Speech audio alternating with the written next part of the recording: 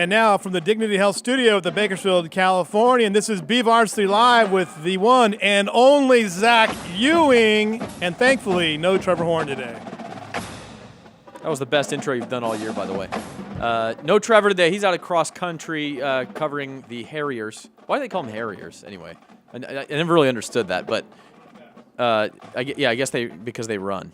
Anyway, that's the league cross country championships. Trevor Harriers, thin clads. He may or may thin clads. Were they thin called clads. Thin huh? clads, yes. But that could go for a lot of different sports. Thin clads. Wrestlers could be thin clads as well. Could they? They're grapplers. This is becoming an uncomfortable Wrestlers conversation. are grapplers. This is becoming uncomfortable. So Trevor's out at cross country. He may call in. In the meantime, we have a jam-packed show for you here on BVarsity Live. In the house with me to my left, Andrew Hansen, Centennial dual sport athlete extraordinaire, and Josh Sanchez of Nissan of Bakersfield. Thanks for being here, guys. Thanks for having us. And Andrew, we're going to start with you because we know you got to get to practice. There happens to be a pretty big football game that Centennial's playing tomorrow evening up in Fresno. You guys are taking on Central in the first round of the section playoffs. Now, first of all, you had to win last week against Frontier to get in. Was that I'm sure it was a point of emphasis during the week. I mean, you like to think of each opponent one at a time, but when it comes down to, hey, we win, we're in, we lose, we're turning in our gear, that's pretty important. Yeah, it was definitely it was a hard fight. I didn't want to end my senior season with just regular season. I wanted to go to the playoffs. I wanted to have a chance at going as far as we could and with our bonus games that we could earn. And, for not having seen the game, it seems like at least for 3 quarters you guys played really well. Maybe your best game of the season. You're up 23-7 on a good team. Yeah, we started off really well. It got really stressful in the last quarter. Got cut a little close, but we ended up coming out with the win. 23-7, then they got a touchdown on you and a 2-point conversion, so now it's 8. Mm-hmm. And then they get the ball back, another touchdown, another 2-point conversion. I mean, what's the feeling on the sideline at that time? Just hoping that we can get a stop. One stop, we know that we can clinch the win, and that's what happened, and we got it. You get the stop on the 2-point conversion and win the game 23-21. And then the brackets come out Saturday. Central, talented team. Seems like it's the same story with them every year. They've got athletes out the wazoo, maybe a little inconsistent. I mean, what's your feeling on that matchup? It's obvious that they do have the athletes. They have the reputation for being a good football team, and we understand that we have to win, and we understand if we do, we play Edison.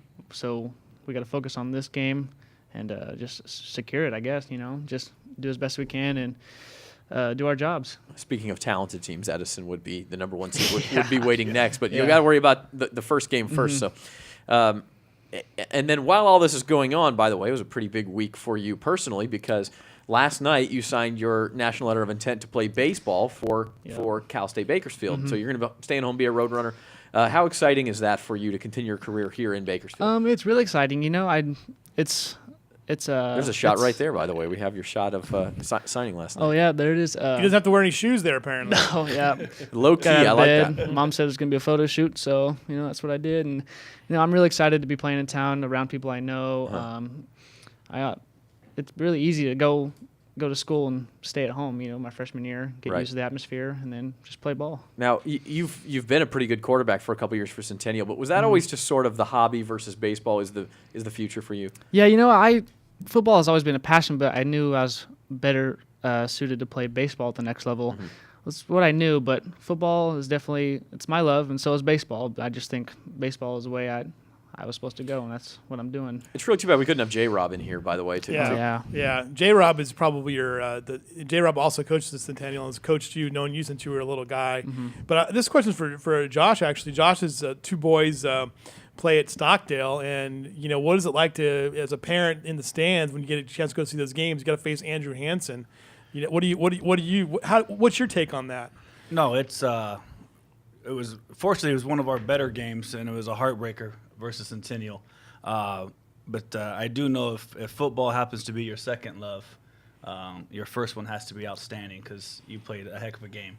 Thank you. And from what I see, and as it was different things reading the paper, you're an excellent quarterback.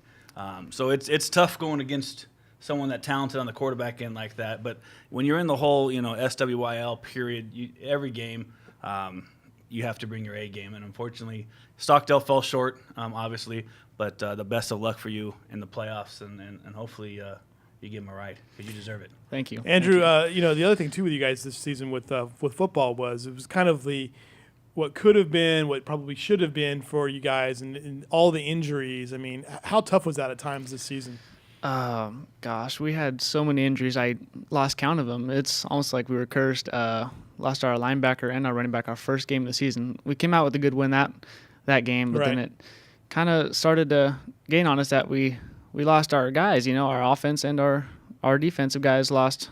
We lost 2 of our main players on there, so we had guys step up. Luckily, that did a great job, and we're thankful for that. I mean, at some point, I know everybody wants to say we're not going to make any excuses, but at some point, it's not only do you not have your bell cows in there, but the guys who would be your depth, who would step in when the first guys are tired or something, are now starting. So when they get tired, I mean, at some point, it really starts to add up. Yeah, it definitely does start to add up. We had to condition a lot. Guys got to get used to staying in the game a lot longer than they usually would with the depth that we had. How tough was it on you to, at times, and I know Hunter Giulietti came and did a good job. You had some other guys do a good job on offense, but at times the offense really was on your shoulders. I mean, and that's tough as a quarterback when you've got to be the running threat and the passing threat and sort of the leader all together. I mean, did you feel that weight? I felt it a little bit, but being around the sport so long, I understood my responsibilities as a quarterback and as a leader of the team, what I had to do. So I embraced it. I tried to embrace it as best I could and just did with what I could. Yeah, for those who don't know, I mean, we've had this in the paper a few times, but you've been around the Centennial football program a long time. Where did the history begin there? Oh, I was in probably 3rd grade when I started being ball boy, all the way up through 7th to 8th grade. Always been around. I don't think I missed a game since probably 3rd grade. Just always been around the program, learning and watching from the older guys and from Coach Nixon what he's taught the team. And Sneed, Coach Sneed has been a great coach to me, helped me out my junior and senior season. So, but you were 3rd grade. Sneed was gone by then, right? Yes. His first tenure had been over. But what memories stick out to you from that time when you were the ball boy? I mean, is there a game or something that were... Probably that season where we went to Valley with Cody as quarterback. Right. You were in 8th grade that year? I was 7th or 8th grade. 7th or 8th grade, one of those two. And, it was just a great atmosphere going to the Valley game, being a ball boy, being a part of that team. It was just really fun. There's a lot of pressure on a ball. It was raining that night. You got to keep those balls dry. I may have gotten yelled at a couple of times for not drying the ball off fully, but it happens. Yeah. Now if you get of course, it hasn't rained here in about 15 years, but if you, if you do get that, well, Halloween night it rained, right? Yeah. So you got the. It didn't rain. That wasn't rain. That was mud. It rained really after mud the game. In the air. Yeah. It was just dirty. That was horrendous. Yeah. I'm still not sure the air is recovered from that night. Yeah. Well, let's talk about baseball real quick, and then I want to ask Josh about Stockdale season again. But you pitch for Centennial. You're the top pitcher. You also play some shortstop. But at Cal State, it's outfield, right? Yes, sir. How did that was that always going to be the way for you in college? I just told coaches I'd play ball wherever you want me to play ball. So I just said wherever you need a guy, I'm willing to step up and play that position. This is a program that's at Cal State that's only 5 years old now. They've had some pretty good seasons. They've almost been in the NCAA tournament a couple times. They won a co-championship their first year in the WAC. How much would it mean to you, and how much of a goal is it to bring that program maybe to the next level where you are in postseason every year? It's definitely a big goal. I would love to be able to go with this team a long ways as far as it could. I understand that the WAC is really tough. It's a tough conference, and it's good competition, but it'd be really cool to see hometown team go a long ways. What were your other options? I mean, was that hometown poll a big draw for you? Well, it was actually my first offer. So first offer came, I said, You could have waited to the spring, but I could have waited, but I just wanted to get it done now, and it's a great place. I'm really excited about it. Yeah, very cool, very cool. Well, Josh, let's talk about that Stockdale season because it was a young team. I don't know that there were a lot of expectations for Stockdale football this year. But as the season goes on, you start to realize, hey, this is a pretty good team, right? Yeah, the expectations going into were we'll just, get our feet wet, so to speak. But then, we go to Delano and I know it's Delano, but we took care of them pretty good. Took care of them. Went to what we've heard now afterwards was a great Atascadero team and double overtime. Right. Played Clovis tough. So it started to be where we started to show our inexperience, giving away second half leads. Clovis came back. We held on. We go to Centennial, which is a big game, and some things had to align, and they did. And at that point, you think, you've turned the corner. Maybe You think you turned the corner, a couple tough games. Same thing, injury bugs. I think we played Frontier and Liberty without any starting linebackers. Free safety was out, a corner was out. That's what a young team does. They get banged up. So it's one of those things where you go into it without any expectations, and then you start to get some false hopes because we can be in this. We got a young coaching staff. He fired the boys up. The boys love playing for him. And then it just kind of seems that long year, it's a big difference when, off and on you're starting. I'd say you're probably starting about 17 juniors, not a lot of senior in there with experience. So it's a big difference when you're playing your 8th game of JV a year ago versus your 8th game in the SWYL and you got Liberty staring in front of you. Absolutely. So it makes a big difference, but next year should be fun. No, I was going to ask you, it's a young team, and I think everybody's got to be pretty happy with the job Coach Shelton did as well. Oh, yeah, Coach Shelton, he's a great hire. He's, like I said, the boys rally around him. He's a spark plug. He's up and down the sideline. He's positive. Believes schoolwork which is a big turnaround for our boys. Academics for him is huge. So he does that. The weight room is a great place to go. So it's one of those situations where it's Stockdale got a great coach. So we're looking forward to everything that we have to do next year. It's really interesting because when that job opened up, we heard a lot of names: Darren Carr, Jim Maples, Chad Provençal, Correct. Rick Van Horn, guys who had a lot of experience. And you think, Stockdale's going to, swing for the fences here, so to speak, to use a baseball analogy. But then they hire Brett Shelton, and everybody's kind of like, oh, man, a 29-year-old guy instead of all those big names you could have had. Was there a little bit of that? Who is this guy? Sort of. I mean, not that he's an unknown, but there was. Except for the good thing is with like every high school, but for us, most of the kids that are in that Stockdale program has had some type of older brother, and with Coach Shelton not being very old, he went through there. So once I know as far as the dad, so to speak, when we started talking, we kind of had that. But then we did passing league, had a great summer workout, brought everything to the table. The boys had nothing but positive things to say about him. It kind of turned the corner. There is games where just like a young team, a young coaching staff, you kind of made a mistake, but yeah. That's easy to second guess, especially when you're sitting in the bleachers and not on the green. That's the easiest thing. If only every parent had that point. Yeah, exactly. So overall, though, it's I know everyone's happy with him there. So it's a steal in my mind. I mean, I know those other big names look good on paper, and everyone was jumping up and down to hear Carr and this and Van Horn and this guy. But overall, we stole somebody. We really did. Yeah. Well, it's Stockdale. Go ahead, Andrew. How tough is the baseball season going to be? You think with the SWOL? Who's are you guys the favorites? Is Stockdale the favorites? Is Liberty the favorites? Frontier. I think every team in the league is a good team. They're all definitely contenders. They always have solid teams. Mm-hmm. So it's always, I don't really see a front runner every year. Listen it's to that. Always usually football, baseball, and diplomacy. There he is. Look at that. I like that. We're training him well here.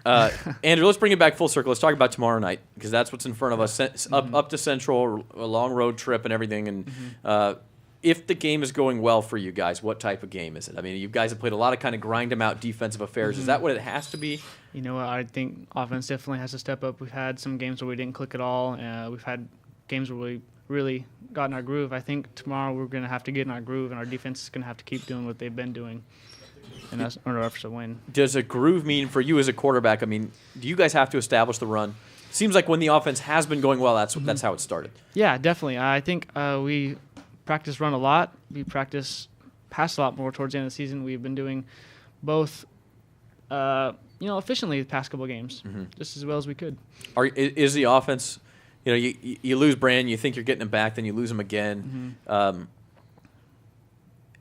you over that? I mean, are you in a groove now as much as you can be? Well, Brandon definitely is a great athlete, and we definitely miss him. He's a huge part. He was a huge part of our offense, but Giletti and we have younger running backs that are stepping up, right? And they're doing what they can and as best they can, and I think we just have to keep going on. It's what happens. You got to keep going. Yeah. But you guys have found, maybe what you need to be in the last couple of weeks. Yeah, definitely. We understand what talent we have, and we've been making plays around them. So yeah. So while Bakersfield High, Liberty, Ridgeview, some of the better teams in town in the regular season sit idle this week, Centennial taking center stage up at Central, Frontiers up at Clovis North, and the high school football playoffs get going tomorrow night. Yeah, who's the best athlete in the Hansen family? Is it you or is it the kid's sister over here? You had to start that. Didn't you? You had to start it. You know, competition Yeah. just runs in the family. So I you're going to guess, be a right? 4-year starter in volleyball, right? I mean, Yeah. Right? See, Yeah. there you go. Could be. Starting quarterback and ace pitcher of the baseball team, or a 4-year starter on the volleyball team? That's a good question. It's a good question. There's a lot of talent in that Hansen family. We'll have to get Todd, Daddy Todd, in here and Yeah. have him answer that question. See how diplomatic he can be. Yeah. Well, anyway, we know you got to get out of here. You got to get back to practice because there's just one more now. There's could be your last practice. I hate to say that. Yep. It could be though. I mean, it's got to be. It in won't your be. head I'm somewhere. predicting it. We're predicting it. All right. Well, we're going to get to predictions There's a lot later. of Golden Hawk bias in this facility. You know that. We're going to get to it. Yes, I'm aware. We're going to get to a lot of things later on. Up next, we will be talking high school football playoffs with Andy Bogart of the Fresno Bee. That's next on BVarsity Live. Andrew, congratulations on the CSUB signing. Thank you. And thanks for being here. Good luck tomorrow night. Thank you very much. And Josh Sanchez will be back with us as well a little later. Zach Ewing, this is BVarsity Live.